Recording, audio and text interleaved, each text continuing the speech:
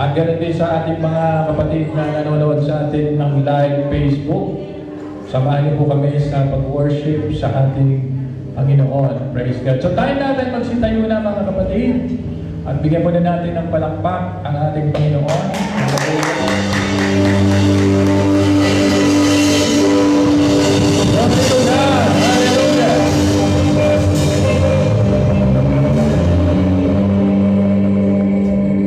Tayo po muna ay manalangin. Sandali po tayong yumuko at tumulog muna tayo sa panalangin. Taas natin ang ating mga kamay.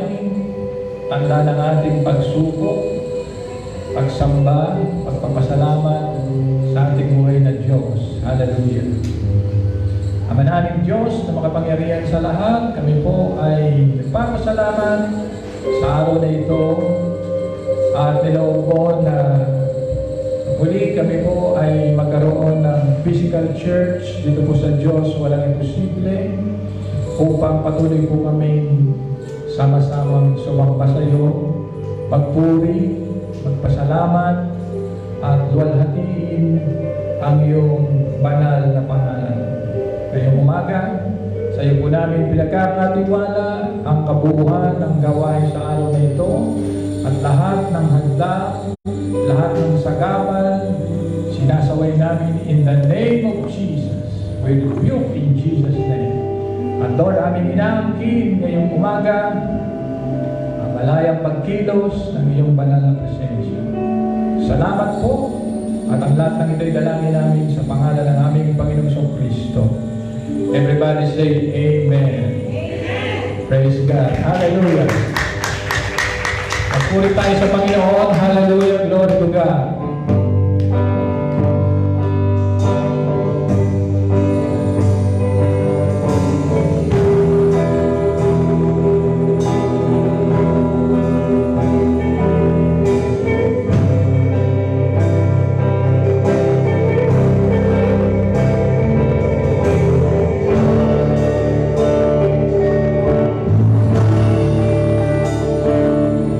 Ang buhay ko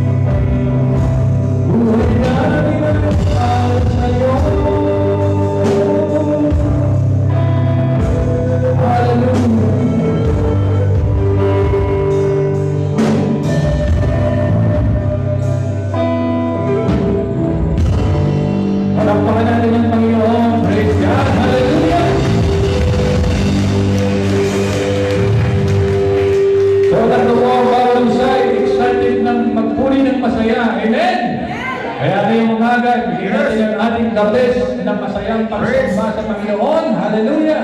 Awitin natin sa Diyos tayo umawi.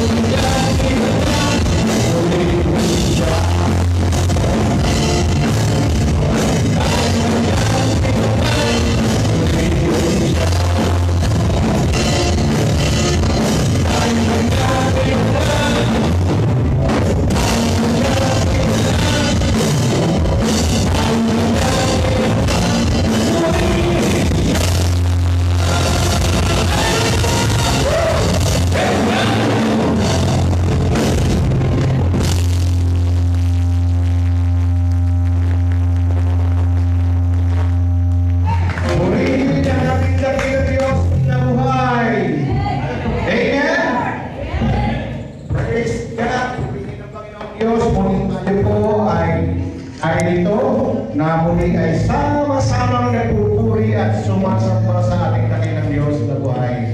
Praise God. Marahil po ay namiss natin ang isa't isa. Amen? Purihin ang Diyos. Ilang buwan? 8 months. Praise God. Purihin ang Diyos. Hallelujah. Amen. Ito na nawawala yung ating ano. Praise God. Bago itong mga battery natin eh. Bagong bili battery. Praise the Lord. Hallelujah. Purihin ang Diyos. At magandang umaga rin sa lahat ng ating mga kapatid na sumusubaybay. Alam nyo, medyo na-late po kami ng kaunti sa ating pong pagpapasimula. Usually, pagka tayo po ay online worship, nag-i-start na po tayo ng 8:45. Ngayon po, nagsimula po tayo ng 1:30 to 10. Hallelujah. Praise God. Kala ko nga ho, walang darating eh. Sabi ko mga yata nga, talagang hindi tayo new normal, back to normal. Yung ating pagsisimula. Praise God, hallelujah. Purihin ang Diyos. Glory to God talaga naman, oo, hallelujah. Palakpakan natin minsan pa ang Diyos sa buhay. Hallelujah. So,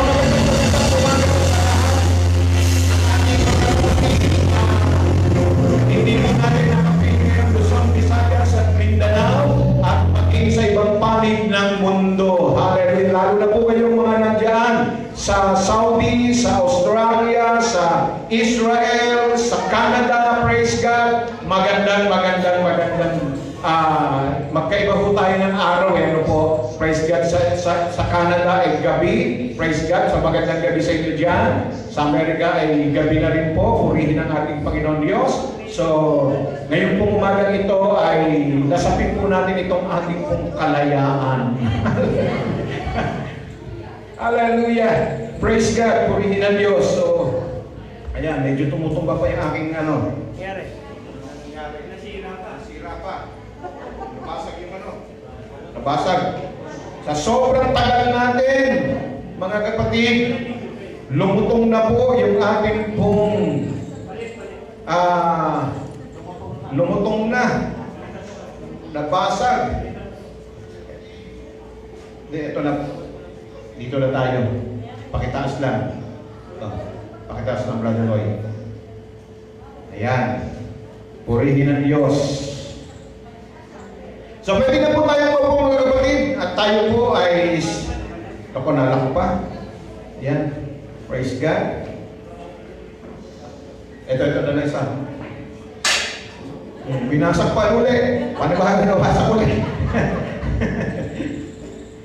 Sa sobrang tagal kasi natin mga kapatid, no? Ngayon po ay talaga namang nagsilambot at nagsilutong na ang ating mga kagamitan dito po sa church. Anyway, purihin ang Panginoon Diyos. Salamat sa Panginoon sapagkat ngayon po umaga muli, bawat isa sa atin ay nagkasama-sama muli. Praise God. So tayo po ay maganda na po sa ating pong sa ating pong mensahe ngayong umagang ito mga kapatid. Ang ating mensahe po ay ating pong pinamagatang The Greatest Escape.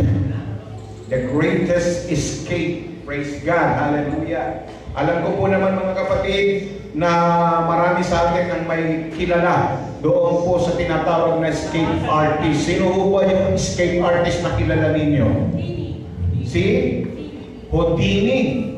Ayan po, magaling po siyang tumakas sa kung saan mga po. Kung baga kahit anong lagay ng kadena o tali sa kanya ay kaya niyang takasan.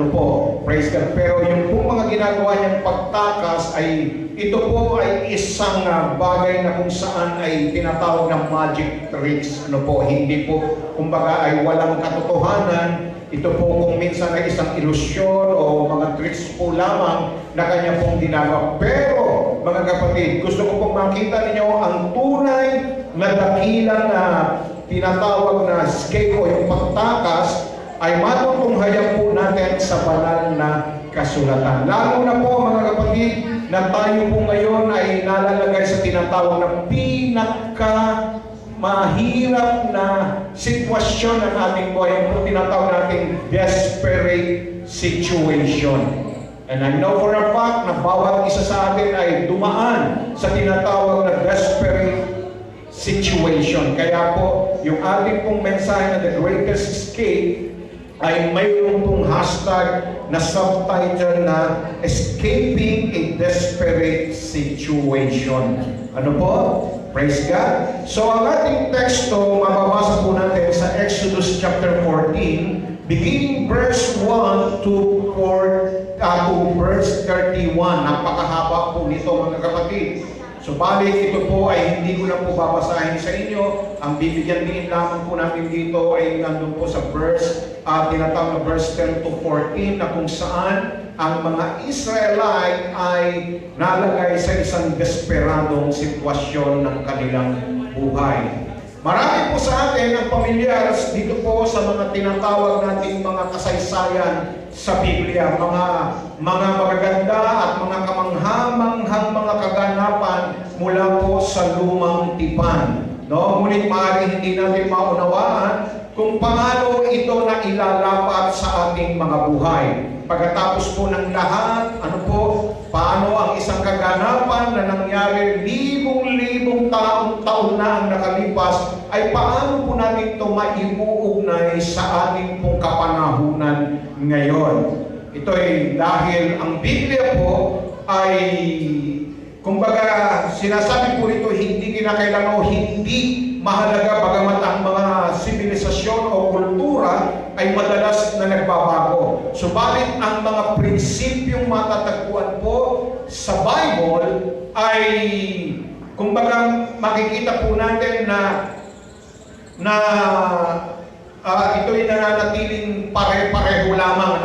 Ibinigay niya sa atin ito pong salita ng Diyos, ito pong Biblia, ito pong aklat na ito upang turuan ako at ikaw, tayong lahat, kung sino ang ating Diyos at kung paano siya nag-ooperate o nagpapatakbo upang mailapat po natin, upang maiugnay natin ang kanyang salita sa ating buhay. Praise God. So, sisimulan ko po mga kapatid, kung paano po ang mga Israelita ay nalagay sa tinatawag na desperadong sitwasyon. Praise God. Ano po? Hallelujah. So mula po sa aklat ng Genesis, dito po ay itinala ang kasaysayan o ang kwento po ng isang taong nagngangalang Jose. Sino po siya? Si Joseph. No? Si Joseph, praise God. Sino po itong Joseph na ito? Siya po yung pinagkaisahan. Siya po yung pinagselosan. Siya po yung pong taong kumbaga ay ipinagbili upang maging alipin. Praise God. Ibinenta siya, ipinagbili siya ng kanyang mga kapatid na nagkaroon ng palibughog sa kanya. Yung pong pagsiselos. Kaya nagawa nilang ibenta ang kanilang kapatid, praise God, dumula po doon sa tinatawag na, kumbaga, kaya po si Joseph ay nakarating ng Ehipto, yung Egypt po. At pagkatapos ng mga pagkakataong iyon, matapos na si Jose, ay binigyan ng Diyos ng kapangyarihan, ng karunungang mag-interpret, no, magpaliwanag ng mga panaginip. Praise God. Kanya pong ibinigay ang kahulugan at panaginip po ng hari ng Ehipto na walang iba kung hindi si Paraon. At dahil dito ay na-promote si Joseph. No, briefing lang po ito ng tinitignan ko yung background lang po kung paano nalagay sa desperadong sitwasyon ang mga Israelita, ang bayan ng Diyos.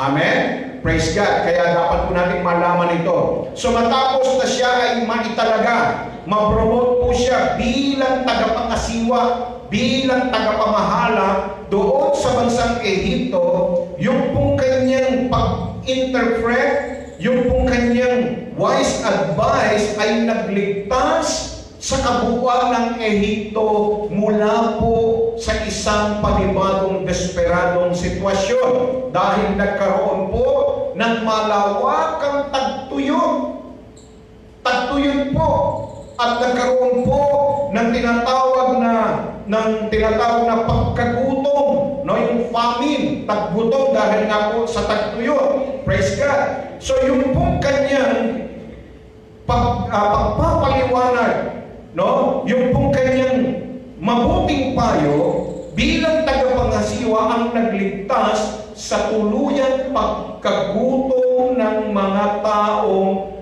naroon po sa Ehipto. And it is also provided an opportunity, no, para kay Joseph na yung kanyang pong mga pamilya, yung pong kanyang mga kababayan, yung pong kanyang mga pamilya, yung kanyang extended family ay makarating po doon sa Ehipto. Amen? At nang sila po ay nasa Egypt na, bumilis ang pagdami ng mga Israelite sa bansang Egypt. Halos dumoble ang kanilang pagdami doon po sa kanilang pananatili doon sa lugar ng Ehipto, na natili sila kung saan ng 400 taon. 400 years silang nanatili sa Egypt. Praise the Lord. Hallelujah.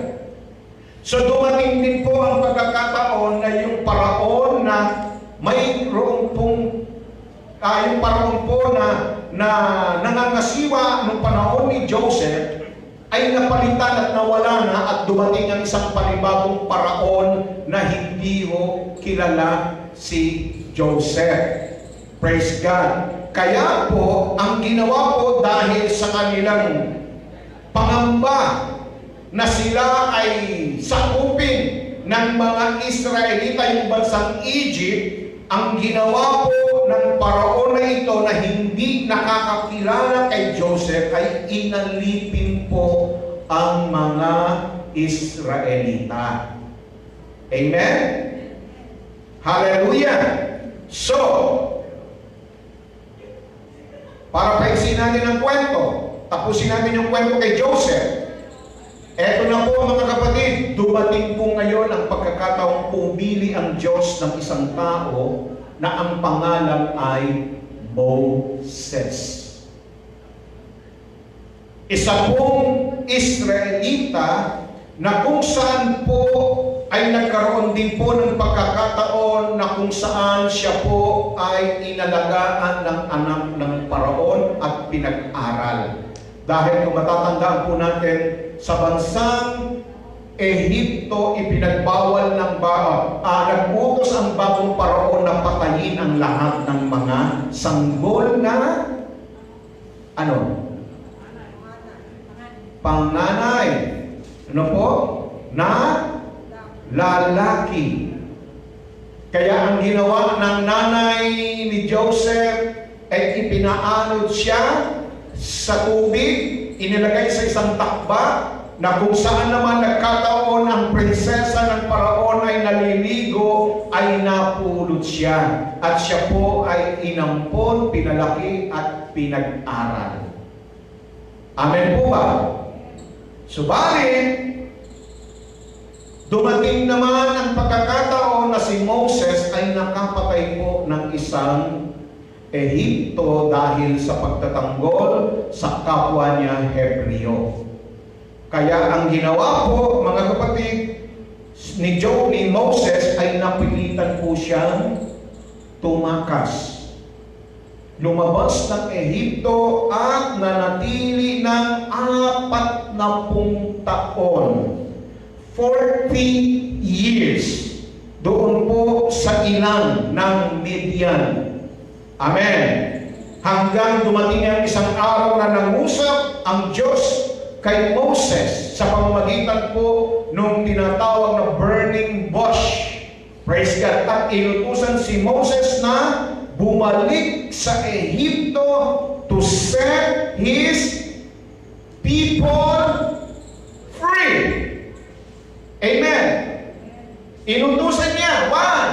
Dahil nga po, pangalawang desperasyon na nakalalagayan, yung desperate situation.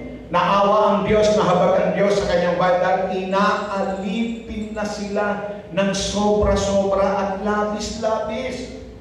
Kaya inutusan niya si Moses, palayain mo ang aming bayan upang sila ay, praise God, upang sila ay makapaglingkod sa akin at makapagsamba sa akin. Amen? That is why mga brothers and sisters, mga kapatid, kayo po na mga nanonood ngayon po, ito po ang unang layunin ng Diyos na tayo ay kanyang pinalaya.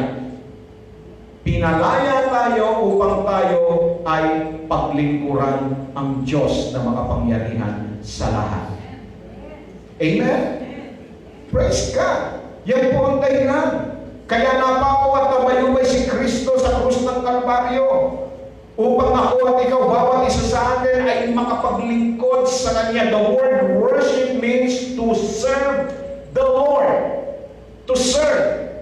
Magkapareho po ang salitang yan, ang pagsamba at paglilingkod. Pag sinabing ikaw ay naglilingkod, ikaw ay sumasamba sa Diyos. At yan ang layunin ng Diyos, kaya inutusan niya. Praise God. Hallelujah. But because Pharaoh, matigas ang kanyang puso, masyadong matigas ang kanyang ulo, para makalaya ang Israel, ilang sumpa, ilang salot ang sinuko niya. Pinadala niya 10 salot para lamang payagan. Dumating pa sa ika-10 yung kamatayan ng lahat ng mga panganay. Kung paano, tingnan nyo nga naman yung karma, di ba? Nag-utos siya, patayin ang lahat ng mga panganay, ng mga Hebreo, ng mga Israelita. Dumating na yun ang karma sa kanila. Darating ang anghel ng kamatayan, lahat ng mga panganay, ng mga Ehipto, tao man o hayop ay mamamatay kapag nadaanan ng anghel ng kamatayan. Ang bilis ng karma niya, no? Praise the Lord. Hallelujah. Kaya, karma is real. Amen? Kaya, ingat-ingat po tayo mga kapatid. Ano po? Kung anong tinanim mo, aanihin mo. Amen? At dahil nga po dito, ipinadala ng Diyos yung pong huling salot na kung saan lahat ng firstborn ng Egypt ay mamamatay. So to make this story short again, mga kapatid, napilitan ngayon si Pharaoh na sila ay palayain. Hindi lang basta sila pinalaya, ipinagtabuyan pa sila. Dahil namatay nga yung kanyang firstborn son. At mula sa kwentong ito, mga kapatid, gusto kong ibigay ngayong umaga sa inyo ang 5 prinsipyo na matututunan po natin dito po sa tinatawag na Israelites Great Escape. 5 po na prinsipyo na maaari nating mailapat, mai-apply sa ating mga buhay. Number 1, unang-una, praise God. Kayo po na nandiyan nakatutok sa service na ito. Kung kayo po ay nakahanda na po, ito po ang number 1. Number 1, palaging alam ng Diyos kung alin paraan ang pinaka-mahusay. Yes, God always know which way is best. Siya lang ang nakakaalam kung anong paraan. No? Although si Pharaoh, pinabayaan niya, hinayaan niya, pinahintulutan niya ang mga anak ng Diyos na lisanin ng Ehipto matapos yung ika-10 sumpa o salo, subalit matapos doon biglang nagbago. Nagbago yung kanyang isip. Ano po? Nagkaroon ng pagbabago. Hallelujah! Kung baga, parang nagsisi siya doon sa kanyang ginawang desisyon kung bakit niya pinabayaan na makaalis ang mga Israelita. Kaya anong ginawa niya? Tinipon niya ang lahat ng kanyang mga kasundaluhan. Hallelujah! At inutusan niya na ibalik ang mga Israelita. Glory to God! So mula po dito mga kapatid, sa pangunguna ng Panginoon sa mga Israelita, nakarating sila at naglagay po sila ng kampo, no? Ng kampo doon po sa tinatawag na Red Sea. Nakarating na sila sa Red Sea. Praise God. So, habang sila ay nandoon na sa kanilang kampo, namamahinga sila, bigla nilang nakita ang mga Ehipsyo. Dumarating ang mga kasundaluhan ni Paraon, at nang ito ay makita nila, they realize, no? Praise God, that they were trapped and in fear. Nakita nila kanilang mga sarili. Natrap na sila doon sa dagat na pula, at sila po ay natakot. Paano malalaman, pastor, na sila ay natakot? Ang sabi po sa Exodus chapter 14, they cried out unto the Lord. Humibig sila, umiyak sila sa Panginoon, tumawag sila sa ating Panginoon. Hallelujah! Although yung sitwasyon po ay makikita po natin na parang desperadong sitwasyon para sa mga Israelita, yet the Lord was in control. He is in control para lamang gamitin itong circumstance na ito, itong pagkakataon ito, na maipakita niya sa mga Israelita that He was Israel God and the only true God. Amen? Hallelujah! So makikita po natin, sa tuwing tayo po ay malalagay sa pinakamahirap na sitwasyon ng ating buhay, bawat isa sa atin ay maaari ring tumawag sa Panginoon. And remember that He orchestrates such situation for His divine purpose. To demonstrate His glory and to show us that God's ways are always best. Amen? Sabi nga ng Isaiah 55 verse 9, ano sabi roon? As the heavens are higher than the earth, so are my ways are higher than your ways. And then in the book of Psalms, chapter 18, verse 30, as for God, His way is blameless or perfect. His ways, laging ganap, laging perfecto ang kanyang pamamaraan. Amen? The word of the Lord is right. He is a shield to all who takes refuge in Him.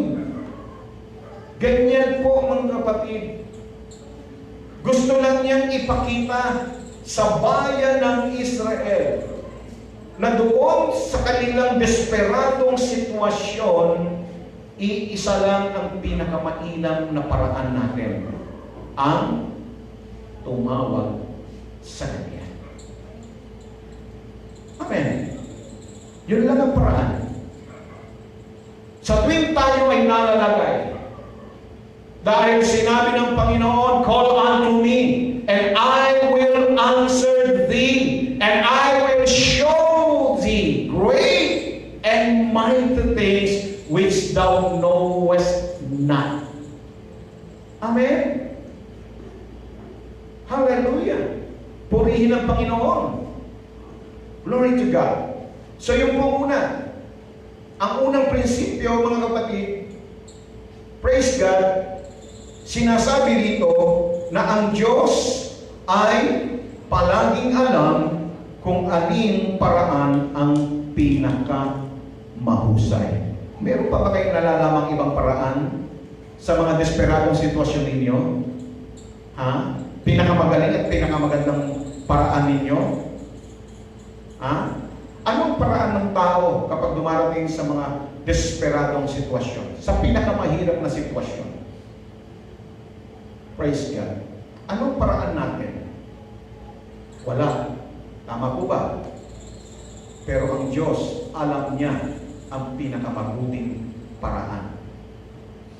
Praise the Lord. Ikalawa, mga kapatid, ang Diyos ay tapat na naglalaan para sa kanyang bayan. Ito ang ipinakikita niya. Noong ang mga Israelita ay nabubuhay sa bansang Ehipto bilang alipin, they had nothing. Wala sila. Wala sila. Mahirap sila, kaya nga sila alipin eh.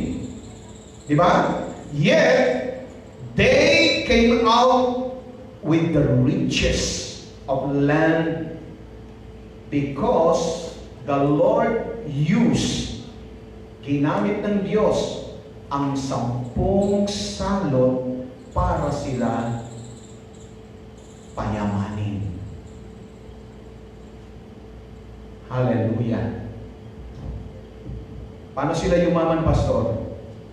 Ha? Praise God.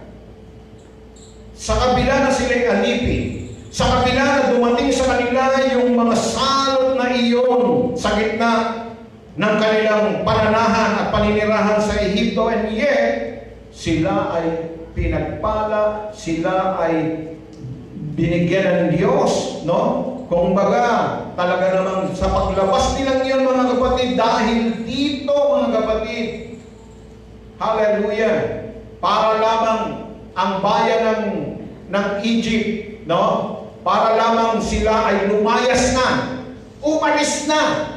Anong ginawa?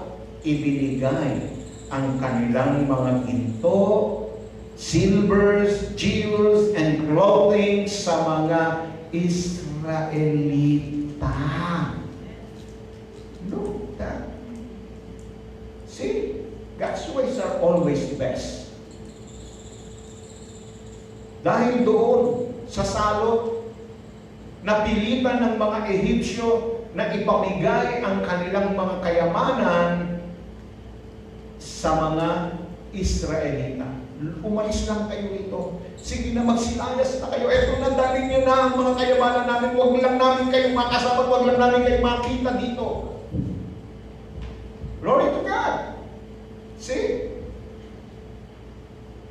That is why, lagi ko sinasabi that if God, kung nais niyang i-bless kayo, papalain kayo, even the demons, even Satan, kahit sino gagamitin ng Diyos para pagpalain ang kanyang bayan. Amen? Yes. Totoo po yan. Kayo nga, tayo nga, may mga mahal tayo sa buhay, may mga kamag-anak tayo na kumbaga, di ba, masasama, pero nagagawa nilang tumulong sa atin. Magugulat ka na lang yung kaaway mong kamag-anak mo, kaaway mong kapatid mo, bigla ka na lang padadalhan. O di ba? Amen? Yes. Tulad nito, ang Diyos kaya niyang maglaan. Kaya niyang magbigay. Gagamitin niya kahit sino ba ginamit ng Diyos para pakainin si Elijah nung panahon ng tagutong. Di ba? Ang ginamit niya ay isang uwak, pinakamatakaw, na klase ng hayop, and yet, ginamit ng Diyos para mag-provide lang. Kaya nga totoo yung sinabi ng Philippians 4:19 that my God shall supply all, not some, but all our needs according to His riches in Christ's glory. 2 Corinthians 9:8, ang sabi? And God is able. Pakisabi nga ninyo, able. Able to bless you abundantly. Abundantly. Pagpapalangin niya, kaya niya pagpalangin ang bawat isa sa atin ng higit pa, pag sinabing abundantly, higit pa sa iniisip mo. Higit pa sa inaasahan mo. Sabi, in all things, at all times, having all that you need, you will abound in every good work. See? Kaya, nasabi tuloy ni David sa Psalms 37 verse 25, sabi niya, I was young, and now I am old. Yet I have never seen the righteous forsaken or their children begging bread. Hallelujah. Nung panahon ba nitong lockdown, marami sa inyo ang nagmakaawa? Ha? Naglumuhod ba kayo sa inyong mga barangay cafe para masama ang mga panghalangin nyo sa listahan ng ayuda? Ha? Sino sa inyo dito nagsumamo, naglumuhod para lamang maayudahan ang mga anak ng Diyos kailanman hindi pababayaan? Amen? Hallelujah! Praise God! Kaya nga, nung ako po ay nakatanggap nung first tranche hindi sa yung ayuda na grocery na galing sa barangay, no? Unang-una pa nga, yan, 2 kilong bigas lang eh, no? Tapos sumunod, meron ng mga kasamang delata, yan na. Praise God. Sabi ko, salamat sa Panginoon sa ayudang ito. Alam ko, darating na ang mas lalo pang higit na biyaya at pagpapala. Sabi nung sa akin nag-comment, Pastor, sabi niya, huwag ka nang umasa. Huwag daw ako umasa. Sabi ko sa kanya, narinig ko na yung sounds of the abundance. Darating na siya. Darating na siya. I heard the sounds of the abundance. Nakita niyo yung kasaysayan niya, yung alipin niya, ng isang propeta, na sinasabi niya na naririnig ko na yung ragasan ng ulan. Pero yung kanyang alipin walang nakikita. No? Wala siya nakikita. Ba't sabi ng alipin sabi ng propeta ng Diyos, nariyan na, naririnig ko na ang ragasan ng ulan. Praise God. Hallelujah. So nakakita siya ng tila maliit na kamao na ulap. Sabi niya, ayan na nga. Di ba? Amen? Praise God. Hallelujah. So manalig lang po tayo mga kapatid, kailanman, hindi niya tayo pababayaan at pagkukulangin. Dahil siya ang Diyos na laging naglalaan ng mga biyaya at pagpapala dahil ang Diyos natin ay tapat. Amen? Tapat sa lahat ng mga sa lahat ng mga nananampalataya at nagtatapat din. Amen? Hallelujah. And then number 3, ikatlo, sinasabi dito, ang Diyos ay laging naroroon upang gabayan ang kanyang bayan. Hindi niya tayo iiwanan. Iniwanan ba tayo sa loob ng 8 buwan? Ilan sa inyo ang nakadama na parang iniwanan siya ng Panginoon? Naramdaman niyo ba na iniwan kayo ng Diyos? Di ba hindi? Sa katunayan nga eh. Di ba? Noon, linggo lang natin kasama si Lord eh. Ngayon, Martes hanggang Biyernes, 2 araw lang. Kaya nga nakikiusap si Brother Bob, may pakiusap kay Pastor Tony. Ewan ko lang kung tutugunan ni Pastor Tony. Sabi niya, Pastor, sana yung 2 araw na wala ka si Pastor Tony ang kumuha. So, Tony, hindi ang galing niya kay Brother Bob yan, ha?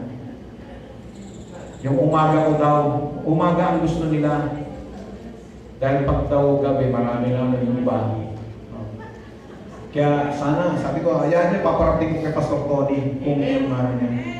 Payag ba kayo? Ayan. Napasubo si Pastor Tony, natulalaran sa likuran. Lunes daw, hanggang sa, yung Lunes at Sabado, kunin mo raw, umaga. Oh, praise God. Alam nyo, di ba nakita natin yung kabutihan dulot nito? Amen? Mas lalong naging uhaw ang tao sa salita ng Diyos. Amen? So pangatlo, sinasabi nito, although yung mga Israelita, natrap sila ng Egyptian army, in reality, pakinggan po ninyo mga kapatid, in reality, ang Diyos ang naglagay sa kanila sa ganong sitwasyon. In reality. Inilagay sila ng Diyos doon sa imposibleng sitwasyon. Why? Dahil mayroong pong dakilang lahat ang Diyos na nasa kanyang isipan na hindi natin lubos na nauunawaan. Kung bakit? Kung bakit tayo inilalagay ng Diyos sa mga desperadong sitwasyon. Amen? And ang tanging paraan na tayo ay makatatakas was if God intervene and tulungan tayo. Praise God. Alam niyo yung human reason, this is no match for the Lord's omniscience. Tandaan po natin yan. Hindi natin kayang, kumbaga, yung ating sariling reason, yung ating sariling pag-iisip, hindi natin kayang pantayan yung omniscience because God knows. He is the only one knows the beginning and the end. Siya lang ang nakakaalam. Amen? Siya lang po ang nakakaalam ng lahat ng bagay na mayroong simula at katapusan. So kung siya ang nakakaalam, ano ang dapat nating respond? Ha? Ano ang respond natin? Our response should be trust Him and understand all the details. Praise God. Yung po lang mga kapatid is to trust God and obey whatever God tells us to do. Because He is omniscient, alam niya ang dulo ng mangyayari sa buhay natin. Kaya ang tugon natin ay magtiwala at sumunod lamang tayo sa ipinagagawa ng Diyos sa atin. Amen. Dahil ang kakulangan sa pangunawa sa lahat ng mga detalyeng nagaganap at mangyayari sa ating buhay ay hindi po dahilan para tayo ay sumuway at mag-alinlangan sa Kanya. Amen. Kaya sabi ng Proverbs 24 verse 6, surely you need guidance to wage war. To wage war. Kailangan daw po natin ng gabay.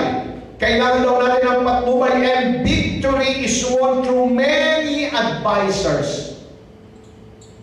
Na pagtatagumpayan ang laban, na pagtatagumpayan yung mga desperadong sitwasyon sa pamamagitan ng maraming payo, maraming gabay.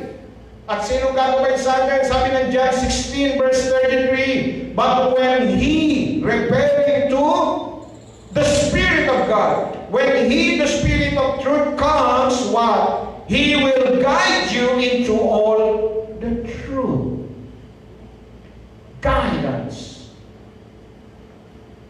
Isaiah 58 verse 11. Ano sabi nito? The Lord will guide you always.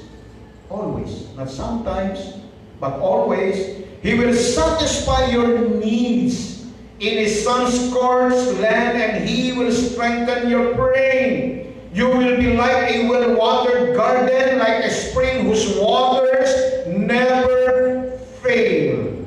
Ayan po, mga kapatid, ang isang katotohanan. No?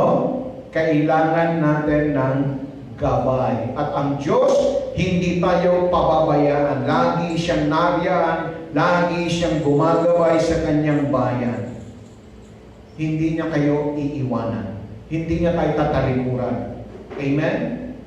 Sabi ng Hebrews chapter 13, I will never leave you nor forsake you. Lo, I am with you always till the end of this world. Praise God. Hallelujah. Kaya itong mga Israelita, mga kapatid, alam ng Diyos ang kanyang gagawin. Ang kailangan lang sa kanilang magtiwala. Inilagay sila, ang Diyos ang naglagay doon sa kanila. Tayo, ginusto ba natin na tayo mapunta sa mundong ito? Ha? Ginusto ba natin? Sinong naglagay sa amin sa mundong ito?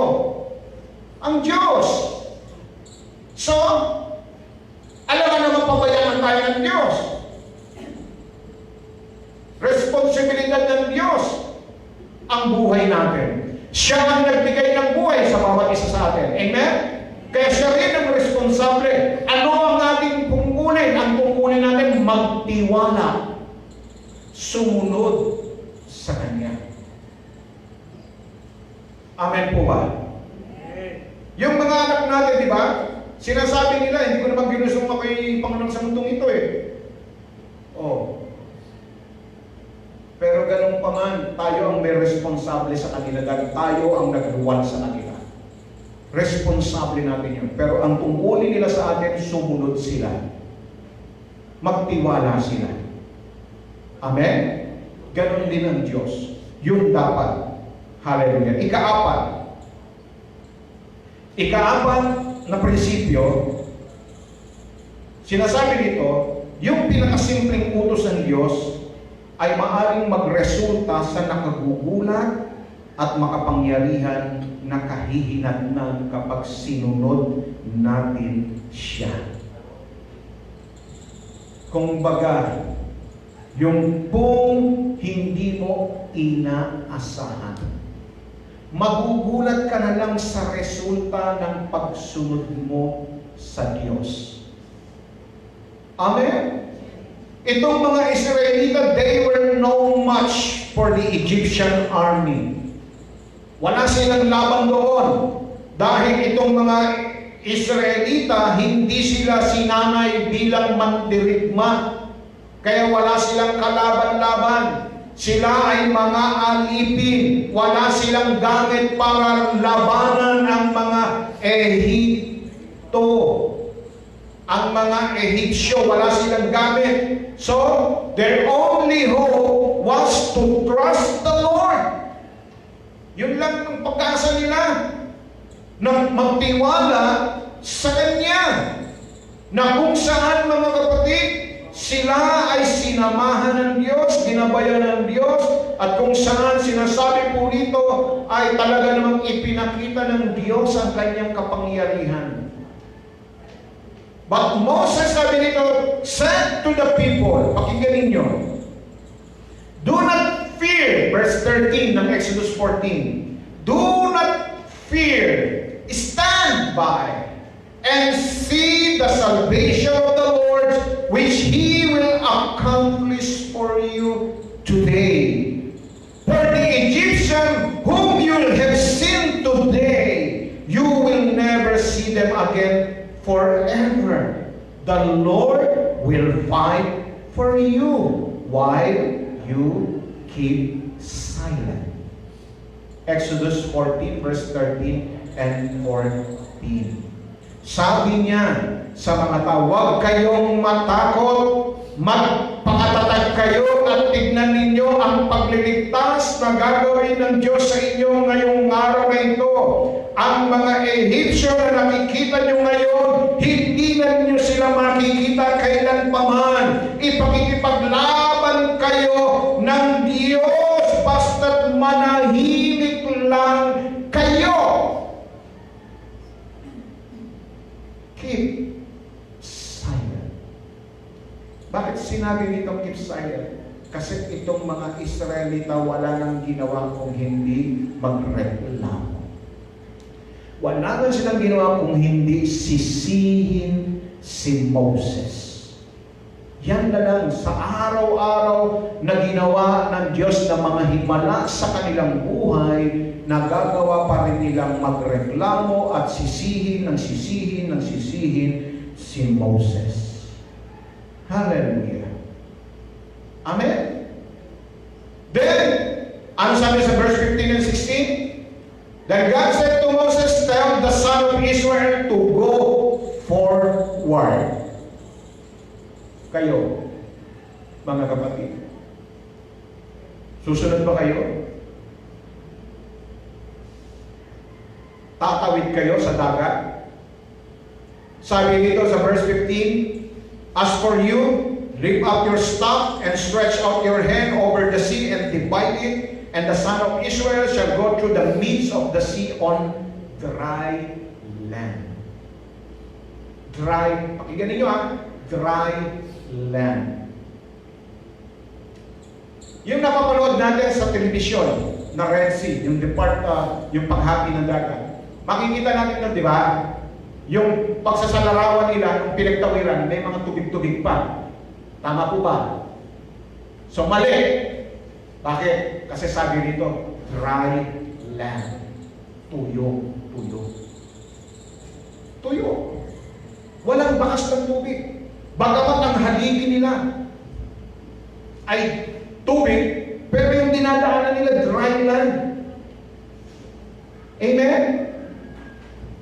Posible ba yun? Bakit may imposible ba sa Diyos? Wala. Kaya nga sa Jesus, nung sinumpaan niya yung puno ng igos, di ba? Ano nakita doon sa puno ng igos? Tuyo. Tuyong-tuyo. Pwede nang igatong. Di ba tayo pagka tayo nagputol ng mga puno, ilang araw, ilang linggo bago patuyuin? Matagal na panahon bago mamay gatong dahil patutuyuin mo pa. Pero yung puno ng igos, ilang pa sa pagbalik nila, tuyong-tuyo na. Amen. So, ganun din ang sinabi rito. Tatawid sila sa dagat na tuyong-tuyo ang lupa. Ang simpleng utos, go forward. So, yun lang ang simpleng utos na dapat natin sundin. Hallelujah. So, as the people of Israel march forward, no? Sa pamamagitan ng utos ng Diyos na para bagang hindi malulutas yung sitwasyon, mga kapatid. But the situation became a miraculous deliverance. Ito na yung greatest escape nila. Yung pong kanilang desperadong sitwasyon nagresulta dahil sa simpleng pagsunod. Kapatid, simpleng pagsunod nagre-resulta sa isang dakilang pagkakaligtas, pagtakas sa isang matinding problemang pinagdadaanan natin. Napakasimple lang ng utos ng Diyos. Tandaan po natin ang sinabi ng Bible, God's word, God's command are not burdensome. Hindi ho mabigat. Hindi mahirap. Hindi niya tayo uutusan ng isang mahirap na utos. Kaya mo bang utusan ng anak ninyo ng mabigat na isang kautusan? Kung kayo tayo na mga magulang, hindi namin magagawang pahirapan ang ating mga anak, utusan ng isang mabigat na trabaho. Tama po ba? Tayo na yun, ha? Hindi natin inuutusan ng mga bata na magbuhat ng mabigat. Huwag ng mga bata, yung mga may edad na, tulad ng mga senior citizen na pagbubuhatin niyo pa ba ng isang sakong bigas yan? Ha? Hindi. So kung tayo, nagagawa natin yun, sino pa ang Diyos natin? Uutusan niya ba tayo ng mabigat? Amen? Kaya nga sabi ng 1 Corinthians 10:13, God is faithful, ang Diyos ay tapat. Hindi niya tayo binigyan pagsubok ng hindi natin kaya. Sabihin nyo nga sa katabi mo, kaya mo yan. Kaya natin yan. Amen? Praise God. Hallelujah. So dahil dito mga kapatid, no? Nung sila'y tumatawid na para hindi sila abutan ng mga Ehipsyo, anong ginawa ng Diyos? Naglagay siya ng pillar clouds para takpan sila. Pillar clouds. Hallelujah. Naging haligi nila yon. Tayo mga kapatid, araw-araw meron tayong haliging nakaikot sa atin. At yan ay ang kanyang presensya. Hallelujah. Praise the Lord. Kaya nung sinundan sila ng mga Ehipsyo, muling iniunat ni Moses ang kanyang kamay doon sa dagat at bumalik ang mga tubig sa dati at pinatay ang lahat ng kasundaluhan ni Paraon. Hallelujah. So, anong ipinakikita dito? Hindi tayo dapat tumingin sa sitwasyon, no? Sa sarili nating pananaw. Mga kapatid, but sa katapatan ng Diyos. Huwag mong tignan kung ano yung sitwasyon mo ngayon. Maaring ikaw ay pinagkakaisahan, maaring ikaw ay inaapi, maaring ikaw, ang sitwasyon mo ngayon ay hopeless situation, no? Marami nang nagsasabi sa iyo, wala ka ng pag-asa pang gumaling, no? Lalo ka na nanonood ngayon na may cancer, na mayroong mga sulirani sa inyo, no?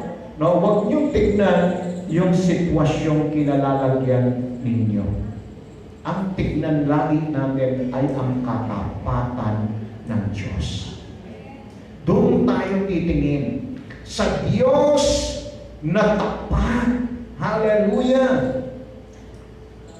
That in obedience, we should follow God's command and trust Him to work out the situation and handle all the consequences. Praise God. Just a simple command to follow. Tingnan niyo yung widow na nabaon sa utang. Diba? Ano lang ang sabi sa kanya ng propeta ng Diyos? Ha? Humiram ka ng mga lalagyan.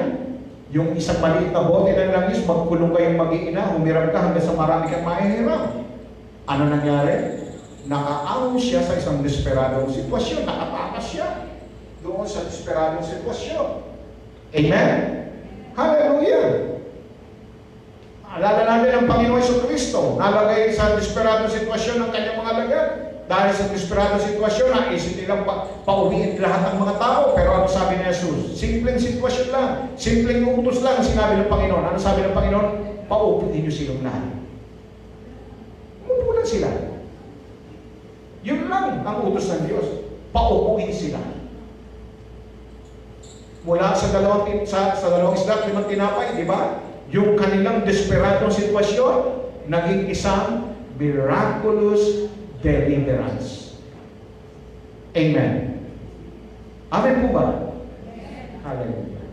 Panghuli, mga kapatid, pinaka-importante sa lahat, huwag maghanap ng sino mang sisisihin sa nangyayari sa buhay mo. Huwag.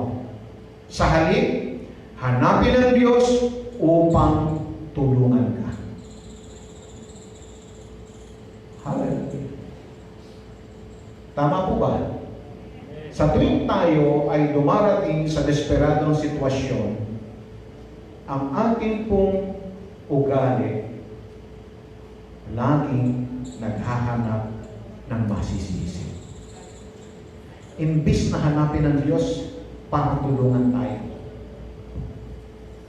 Ang hinahanap natin, yung taong naglagay sa atin sa desperadong sitwasyon. Di ba? Ang bilis! Lahat ng Pinoy nakaturo sa China. Dahil sa COVID yan, mga incheck na yan. Dapat siya hindi napapasukin dito. Kaya tuloy. Di ba? Nagkaroon ng diskriminasyon. Dati, nakaturo ka sa lahat ng bansa nakaturo sa China. Mariresolve ba sa pamamagitan ng paninisi? Ha? Tama? Matapos sisihin ng China dahil sa desperadong sitwasyon, walang ayuda, sino sinisisi? Presidente. Kasi itong presidente natin binaliwala Akala niya ganun lang Oh. Di ba? Lahat nakaturo sa presidente. Pagkatapos tuma presidente, sino sumunod? Si Mayor.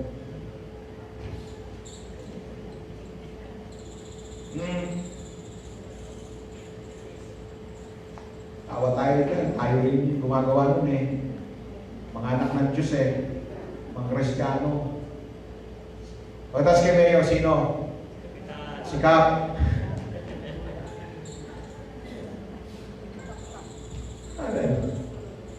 Anyway, yung paninisi na yan, may origin naman yan Nangyari yan doon sa Garden of Eden. Di ba? Matapos na magkasala, di ba? Si Adan at si Eva, sino sinisi ni Adan? Lord, kasi itong babaeng ibinigay mo sa akin. So, hinarap ng Diyos si Eva. Totoo ba? Lord, nagturo Sino tinuro? Itong ahas yung ahas wala nang maituro. Nako na. Praise God. So tayo po mga kapatid, ganun din. No? Sa halip na humanap ng lunas, solusyon, nagsisisihan. So yung mga Israelite na realize nila, mga kapatid, no? Nung malapit na yung mga Ehipsyo sa kanila, palapit na ng palapit. Anong sinabi nila kay Moses? Moses! Dahil ba walang libingan sa Ehipto, kaya mo dinala kami rito para mamatay? Ha? Praise God! Sa verse 11, mababasa natin, ganoon ang kanyang sinabi. Sinisi nila, dahil ba doon? Hindi ba sinabi na namin sa iyo, pabayaan mo na lang kami? Tignan ninyo because of the threat, they regretted being freed from slavery. They regretted. Para bagang nangihinayang pa sila, nakalaya na sila sa pagiging slave, parang nangihinayang pa sila na sila ay umalis doon. And they blame Moses. Sinisi nila si Moses. Amen? Because of the threat, they cried out unto the Lord. Piling nila hopeless. Piling nila helpless. Kaya, gano'n ang nangyari. Madali para sa atin ang panisi. Kapag tayo po ay nasa isang desperadong sitwasyon kaysa magtiwala sa Diyos. sa kanyang layunin, sa kanyang katapatan sa atin sa bawat mahirap na sitwasyon. Aminin natin yan, mga kapatid. Mas madali sa atin yun kaysa pagtiwalaan ng Diyos. Na kung bakit, Panginoon, nandito kami sa ganitong sitwasyon. Hindi nyo ba nakita, mga kapatid, kung bakit tayo inilagay ng Diyos sa ganitong sitwasyon? Ha? Hindi natin naintindihan yung layunin niya. Ha? Yung purpose niya kung bakit tayo nandito ngayon sa ganitong sitwasyon. Hindi ba nga nakabuti para sa atin? Amen? Dahil marami ng tao ngayon ang hindi na nagkakaroon ng panahon sa kanilang pamilya.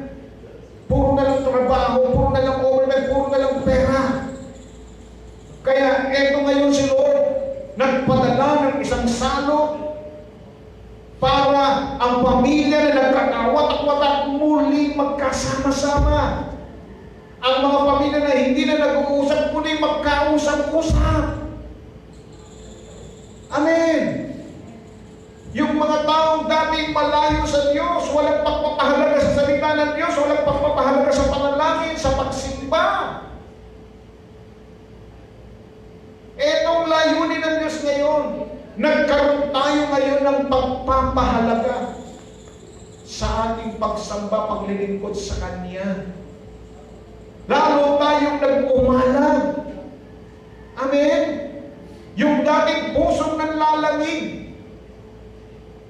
yung dating pusong nanghihinawa na sa paglilingkod, biglang uminit uli. Amen? Glory to God. Hallelujah. Yung dating mga tao walang pagpapahalaga sa kalusugan, nagkaroon ngayon ng halaga ang buhay nila. Natuto na silang mag-ingat ng kanilang mga sarili. Amen? Praise God. Imagine dati, wala tayong pakialam sa mga kalusugan natin, sa ating tinatawag na, ano bang tawag dito? Yung sa sarili nating kalinisan? Ha? Hygiene. Di ba? Hygiene. Praise God. Imagine kayo ngayon, tingnan yung mga bag nyo, puro alcohol.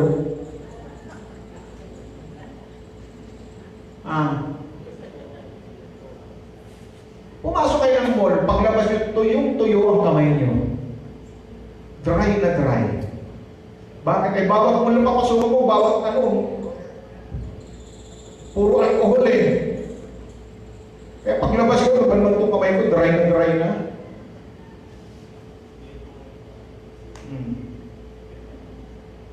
Hindi natin naiintindihan yung layunin. Mas madali sa atin ang manisig, magturo, kaysa magtiwala sa Diyos.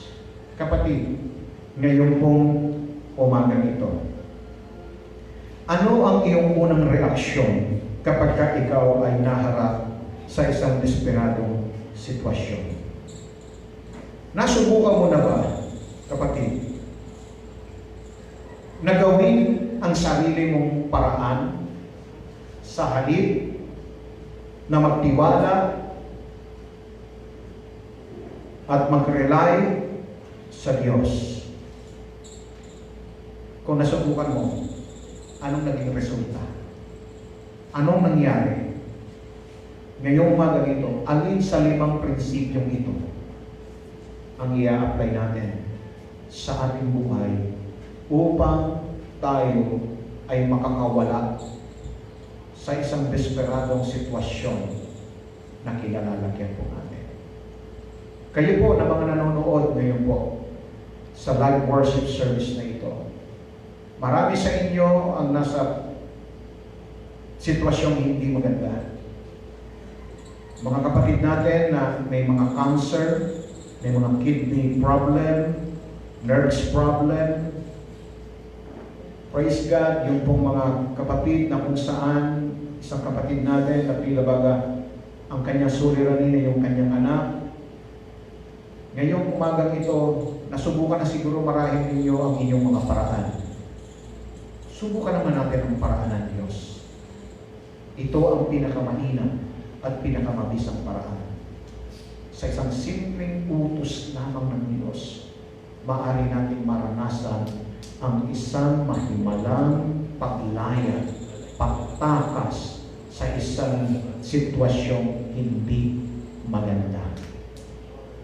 Hallelujah. Tayo tumayo, mga kapatid. Purihin ang Panginoon Diyos. Oh, glory to God.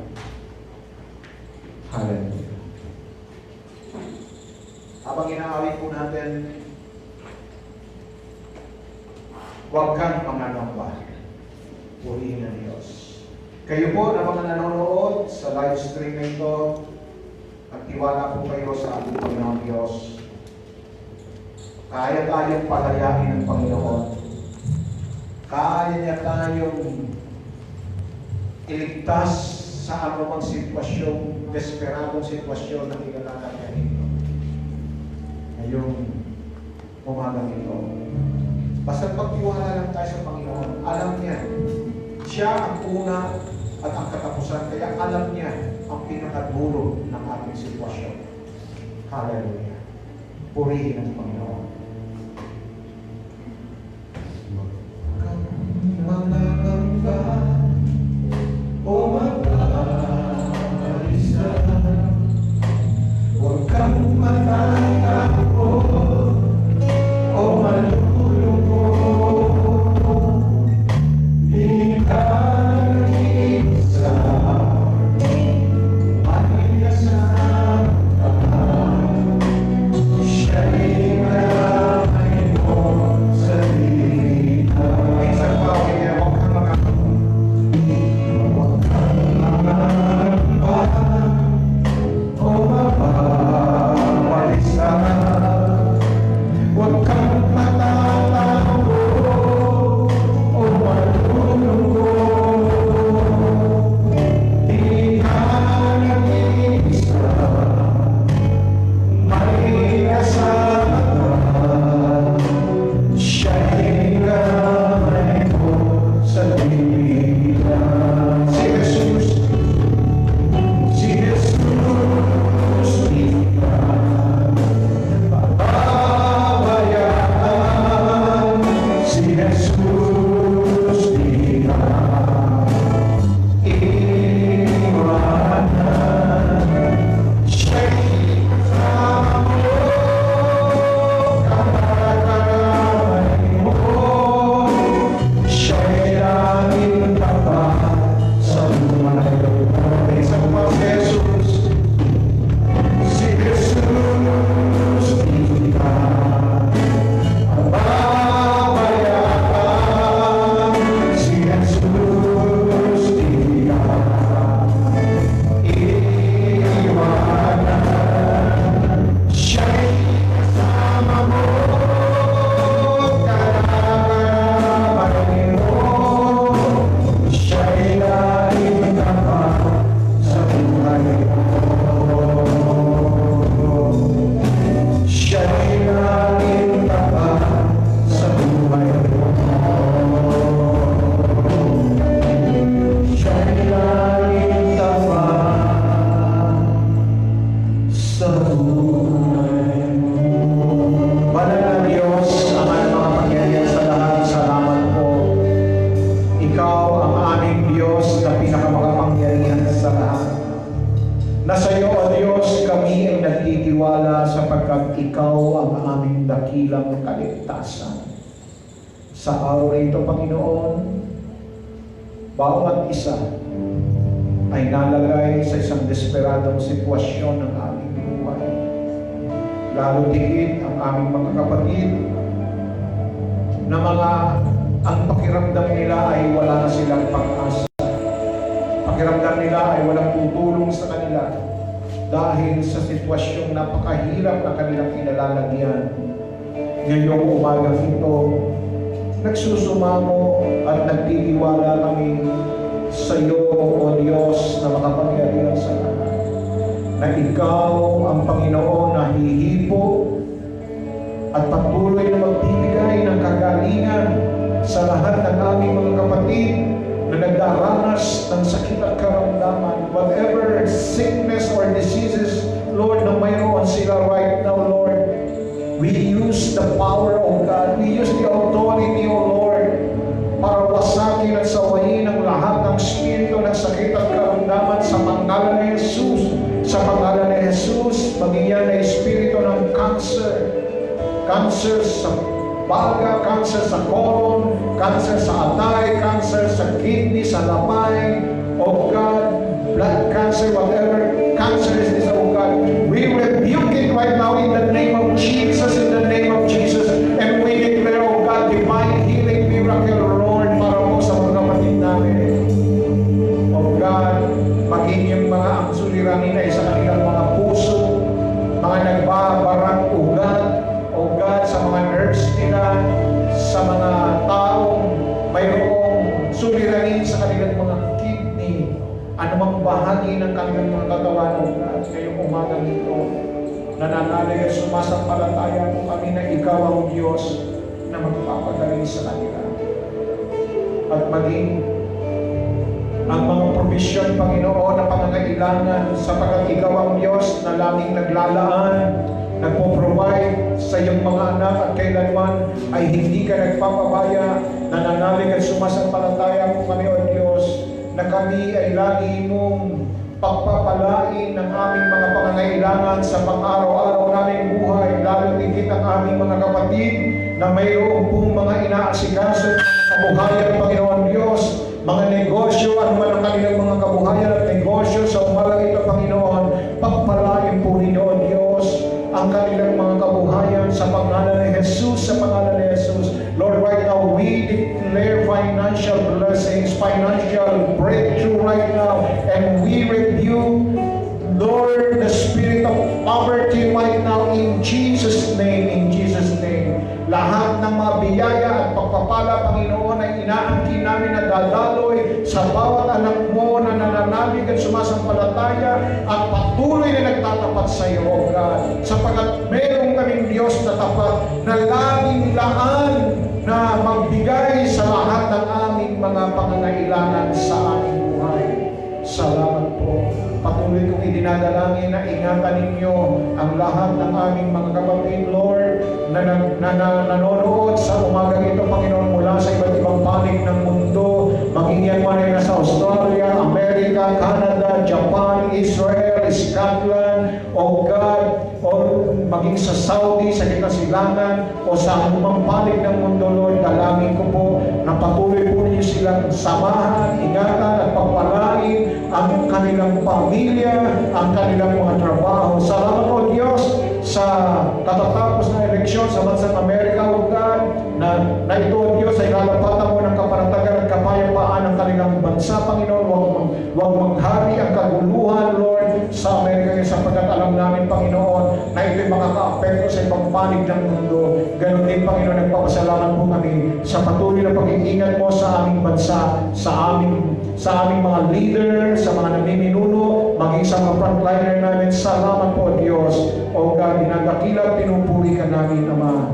Pagpalain po ninyo ang aming mga frontliners na naglilingkod at umaharap sa pandemya ito, maging yung mga frontliner na nasa ibang bansa. O God, patuloy nyo silang pagpalain. Ang mga kapatiran namin, Panginoon, patuloy na sumusuporta sa gawain ito, ay patuloy ninyong ilayo at patuloy na pagpalain ang kanilang kalusugan, ang aking mga mahal sa buhay, Panginoon, na patuloy mo silang lalayo sa kaparangan at pangalan.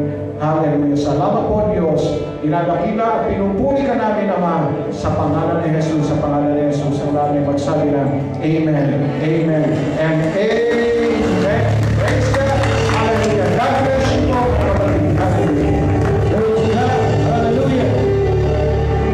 Tayo may mga kaupuna, mga kapatid. Napakaganda po ng mensahe ng ating pastor, the Great Escape. Meron po ako napanood dati na Escape from Alcatraz, yun yung kitang Great Escape. At naniniwala tayo na tayo po ay makakatakas na sa kahirapan. Amen? Sa karamdaman, sa mga problema na yan, sa tulong ng ating Panginoon Jesucristo. So tayo po ay maaari na pong tumayo para tayo po ay gagapos sa ating pagbibigay. Praise God, hallelujah. Glory to God. At habang tayo po ay lumalapit para ibigay po ang ating mga handog sa Panginoon, ay mamaya po, tuloy po ang ating programa, mamaya alas 8. Ako po ay mag-live Facebook. Continue po yung ating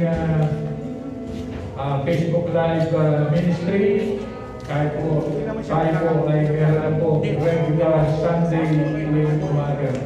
So doon sa ating mga kapatid na nanonood sa oras na ito sa ating live Facebook, every Sunday, tuloy-tuloy na po itong ating pagsamba, purihin ng Panginoon, purihin ng Diyos, at salamat sa Diyos dahil tayo po ay hindi niya pinababayaan. So tayo po ay mananalangin para po sa ating offering. Oh, praise God. Purihin ka, aming banal na Diyos, aming Panginoon at Hari ng aming buwan. Kami po'y narito, nagsusumabong Panginoon, kami inyong gabayan sa lahat ng oras. Lord, kami narito, salamat na nakapagpuri kami sa iyo at ibinabalik namin ang kapurihan niya, Lord. Narito ang aming handog, ikaw po, Panginoon, upang magamit sa iyong bahay panambahan. Maraming salamat po na kayo may pangako sa amin, ibabalik sa amin ito ng sisig, liglig at nag-uumang. Pagpalain po, Panginoon, ang mga kamay na nagbigay ito sa iyo at nagsapat, Panginoon. Kaya po ibinabalik namin ang lahat ng papuri, ang dakila at pagwalasas na tanging para sa iyo lang. Amen. Yung message ko malinaw.